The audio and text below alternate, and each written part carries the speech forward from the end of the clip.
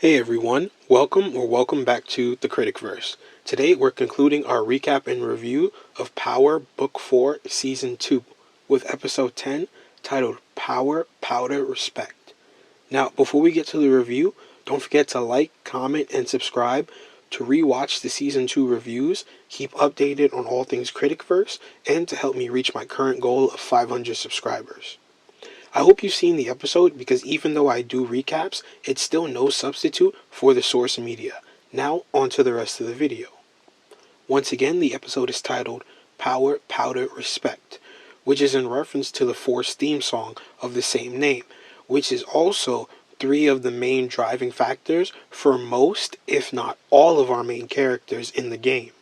Besides, the biggest driving factor that's also a part of the theme song is money, but probably wasn't mentioned because in this episode, money is not shown a lot, but more so the promise of making a lot of money from the new deals and the coalition along the way.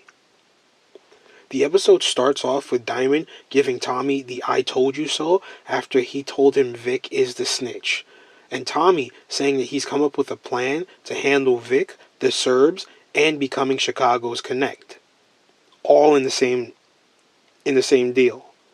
Maria gets an envelope with tickets to Barcelona from Tommy, but I doubt that they'll make it there.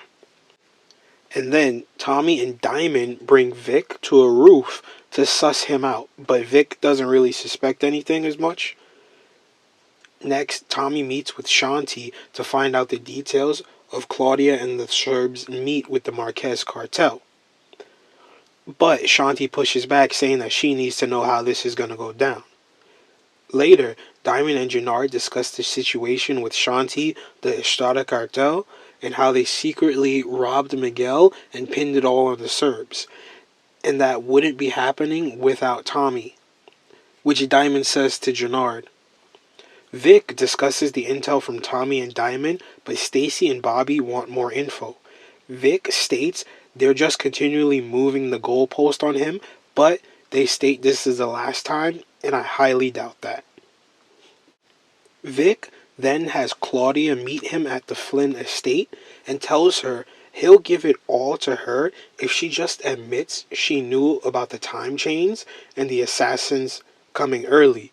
She does, and unbeknownst to all of us, Vic was recording her the whole time. Let's see what he does with that. Tommy finds Kate at JP's to learn she knows about D-Mac. And while she gloats about D-Mac breaking out, Tommy finally reveals what D-Mac was in trouble for. But he definitely should have done that sooner. Could have avoided this whole situation. Miguel believes it's finally time to get rid of Tommy, and he states that he's doing it for his abuelita.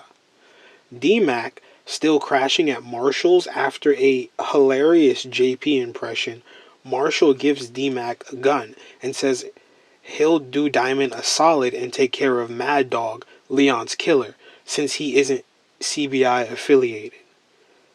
And I can't see this going well either, but it's Tommy's nephew, who knows. Maria and Tommy discuss travel plans when Kate comes over, and she has a rocky second meeting with Maria, but Tommy pushes her out and offers her a parting gift. D-Mac confronts Mad Dog and shouts, "This is for Diamond," before he kills him. D-Mac. Next, Mirkovic wants Claudia to come with him to the meet, and also for her to provide the location since his restaurant is under renovation. He doesn't want to look weak and probably say he got shot out by the insane princes. Gennard and Diamond discuss the D-Mac situation and plan to have Gennard speak with King Kilo and offer up D-Mac to prevent a war. And now Diamond has something to hide from Tommy. Stacy and Bobby overhear Tommy and Vic discussing the meet, and while Stacy is eager to pounce on this, Bobby is hesitant because it doesn't match Tommy's usual MO. Gennard meets with King Kilo, who wants to pull from the coalition because of his nephew, but Gennard convinces him that D-Mac acted alone, and he'll hand over D-Mac when King Kilo gets out if they stay in the coalition, and King Kilo agrees, also stating that he'll be getting out pretty soon, probably in time for the next season. Tommy is headed out to pick up Vic when Miguel's guy Nasi pulls up and starts shooting. And while Tommy plays dead to catch him off guard, he knocks Nasi to the ground, but tells him to get up with a message for Miguel, but kills him as he's walking away. Stacy has the sting put on the big screen in her office, but learns it's not Tommy's deal, but Claudia Flynn's that they're interrupting. Well, her, the Serbs, and the Marquez cartel. And when the Serbs start shooting, one of Bobby's guys go down, but Bobby catches Claudia and got her on the murder of her father and attempted murder of her brother. And she flips so quickly. Tommy then has the meeting with Che moved to JP's bar, with Diamond and himself already there to discuss how they handled the Serbs and the Marquez cartel. And while he's keeping Miguel as head of his pipeline, he's putting CBI in the spot that the Serbs were previously in.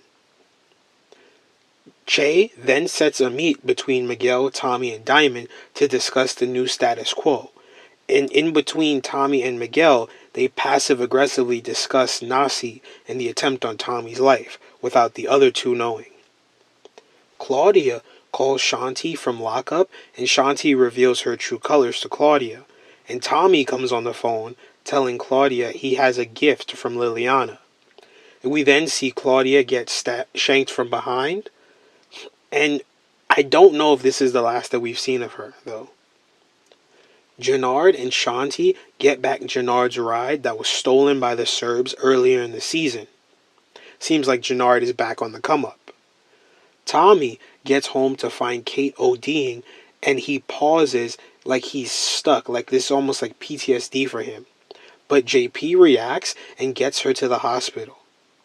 Later at the hospital, Tommy finds out that Maria never showed up for work. Also, JP is done with Tommy. Given everything that's happened between D-Mac and him and Kate, he's just done. Tommy has Vic held up in an undisclosed location, and Vic figures out that he's been made while on the phone with Stacy as she rushes her guys to get him. Diamond and Tommy begin to argue about Tommy always making his own plays, leaving Diamond in the dark, showing that a rift is forming between the two even as their business grows. Gennard and Shanti celebrate their recent wins, but also reveal Gennard sent the pic of Tommy and Maria to Miguel sometime earlier in the episode. Tommy gets a call from Maria's phone only for Miguel to respond, saying that they're competitors now and that he'll never see Maria again, all the while burning up their Barcelona plane tickets, which leaves Tommy furious, and everything fades to black. End of episode, end of season. With that, the second season of Force comes to a close. Can definitely say it's an improvement on the previous season, but it wasn't a perfect season.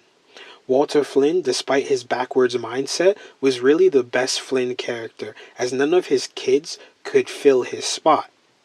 Vic became an informant because he wanted his sister to pay, when realistically, he could have told Tommy his situation and still gotten what he wanted with Tommy's help. Claudia felt more connected when she was still making Dahlia, but after that went away, it almost always felt like Claudia was out of place in the show. But after she was arrested, we saw how quickly she flipped and tried to play snitch. And then we saw her supposedly die.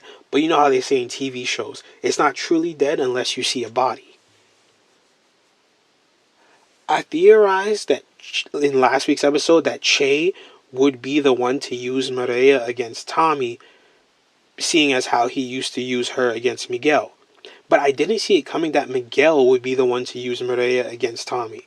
But at least we know Maria won't get the treatment that Che promised she would. But she's more or less in the same situation as D-Mac was earlier in the situation, sent away to keep them away from what they want. And even though Tommy and Diamond know Vic is the snitch, do you think Tommy knows about the bug Vic planted in his place? Because I can definitely see Tommy getting overconfident and talking about his business in his loft, not knowing about the bug.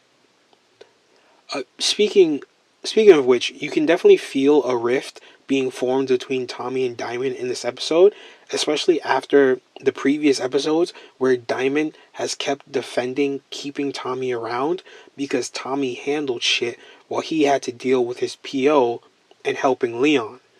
And now that these distractions are gone, he's starting to notice Tommy's shortcomings as a partner. And those shortcomings being one that he picked up from his former partner, Ghost, where they frequently withheld information from their partners, either because they believe it's for their own good, or it's a weird power dynamic where they need to know more than the person that they're partners with. But Tommy is definitely going to be in for a rude awakening with the whole D-Mac and King Kilo situation. Even though it feels like that's probably something that he would have heard about by now, but also that Diamond and Jannard are the ones who set it up. But hey, that's all I've got for today. Let me know your thoughts on this season in the comments, and thanks for joining me in the Critic-Verse. I'll see you next time.